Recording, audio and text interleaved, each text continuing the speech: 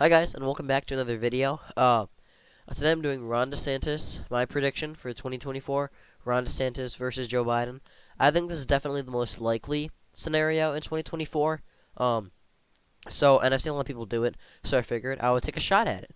I do want to apologize though. I have a bit of a head cold. You know, it's allergies, head cold, that time of year. So I apologize if I sound a little congested. But with that, let's get into the video. We're gonna start with the safe states for Ron DeSantis. You know, Cascadia, all of Nebraska except its second. Kansas, Oklahoma, down the plains, deep south, Appalachia. And then for Joe Biden safe states, we'll have the West Coast, Hawaii, all these northeastern states, Illinois, and New York. And with that, and Maine's first district. We'll put Maine's first district as safe for Biden. So a little disclaimer in this scenario. I do think, believe it or not, Joe Biden is the best option for the Democrats in 2024, because electorally, because in the Rust Belt, this is where the Republicans need to win. If the Republicans lose the Rust Belt, their chances of winning decrease dramatically. And I think that Joe Biden, I mean, looking at his performance now, there are a lot of suburban white working class people who voted for Trump, or maybe were on the edge of voting for Trump, and if it had been anyone but Biden, would have voted for Trump. But they saw Biden, you know, so he ran the Scranton ads. He's partially from there, and he won. So I mean, it could be good, it could be bad. I mean, I think it's I don't know. I think the fact that Joe Biden is the Democrats' best option. I think that I don't know. I do think Joe Biden is the Democrats' best option electorally. And so with that, that's just kind of my disclaimer. But I do think Ron DeSantis is also one of the Republicans' best bets electorally. So, it's kind of a trade-off. So I think this is their, two electoral juggernauts colliding. And it'd be very interesting. This prediction, I might do more like this again in a few weeks to months. Just depending on how, the vote goes and what I think. Because this is definitely subject to change. So that's kind of like just a little disclaimer. And with that, we're going to color in the likely states: New Mexico, Colorado, Virginia, Minnesota for Biden. And we have Texas, Iowa, Ohio, and Florida. Florida would go Republican no matter what in this scenario. As long as Ron DeSantis is popular, it would definitely be likely. But if he loses popularity, it will be lean. So these are the likely and safe states. We'll put Maine's second district is likely, and Maine at large will probably be likely for Biden. And then, so Biden has a 221, 219 lead. So with that, we have the lean states. I think Georgia would lean to Biden. New Hampshire would lean to Biden, while North Carolina would lean to DeSantis.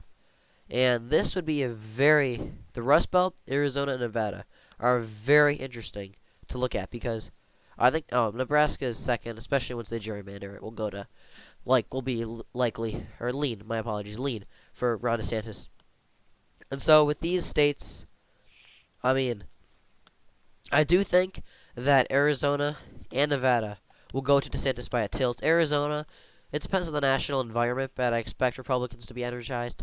And in Nevada, they're definitely, with the new people in charge of the Democratic Party, I think they're going to alienate a lot of voters for the Republicans. That's good news. I think Nevada is kind of like the dark horse of swing states. Not a lot of people are talking about it, but I do think Nevada has a very good shot at flipping for the Republicans, especially with the Hispanic trends in Texas, New Mexico, Arizona. If they spread up to Nevada as well, definitely could be in the Republican column.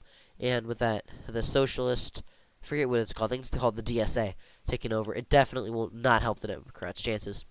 And then the Rust Belt, the Rust Belt is very interesting, because I'm from the Rust Belt, and I gotta say that a lot of these states, they're very difficult to call.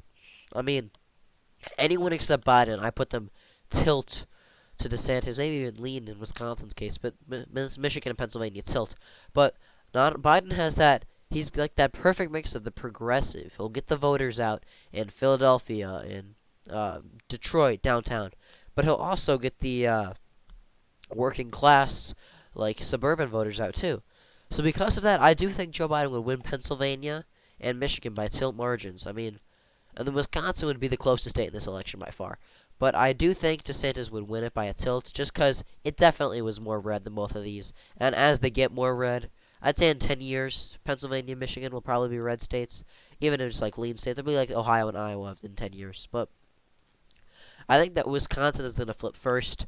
And I think that, Ron DeSantis, as long as he runs on that Trump populist appeal, he will win Wisconsin by very thin margins, very thin margins, but he will win it. Michigan, Pennsylvania, they will tilt. And with that, I think this is the 2024 election, my 2024 election prediction. With Ron DeSantis with 263 and Joe Biden 275, I do think Joe Biden would win re-election because of Pennsylvania and Michigan. If the Republicans want to have any chance of winning future elections, they got to get together in the Rust Belt. Maybe get Minnesota to flip, depending on the Minneapolis suburbs. That would be interesting. But yeah, right now I think Joe Biden would win win re-election to the presidency by a 275 to 263 margin. So with that, thanks for watching, and subscribe and like if you want to see more, and I'll see you guys in the next video.